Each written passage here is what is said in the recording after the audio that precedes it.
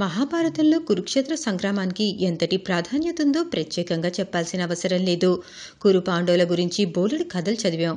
ఇన్ని చదివిన మనకు కురుక్షేత్రంలో మిగిలిన ఒకే ఒక కౌరవుడు గురించి తెలుసా? తెలీదు కదా. ఈ ధృతరాష్ట్రుని కుమారుడి గురించి చాలా మందికి తెలీదు. ధర్మరక్షణ కోసం పాండవుల పక్షాన్ని నిలిచిన దుర్యోధనుడు సోదరుడు గురించి ఇప్పుడు తెలుసుకుందాం.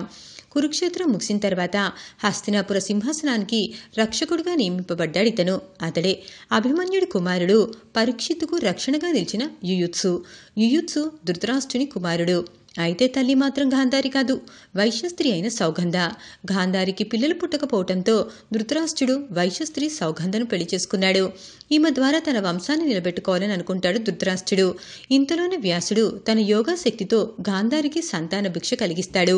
యుయుత్సుడు, దుర్యోధనుడు ఒకే రోజు జన్మించారు. కానీ దుర్యోధనుడు పుట్టిన కొన్ని గడియల తర్వాత యుయుత్సు జన్మిస్తాడు. మిగతా 98 మంది మాత్రం ఈయన కంటే చిన్నవారే.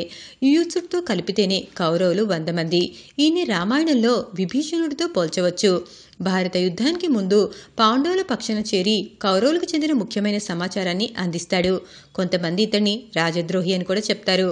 శ్రీకృష్ణుడు నిర్యాణం తర్వాత ద్రౌపదితో కలిసి పాండవులు హిమాలయాలకు చేరుకుంటారు.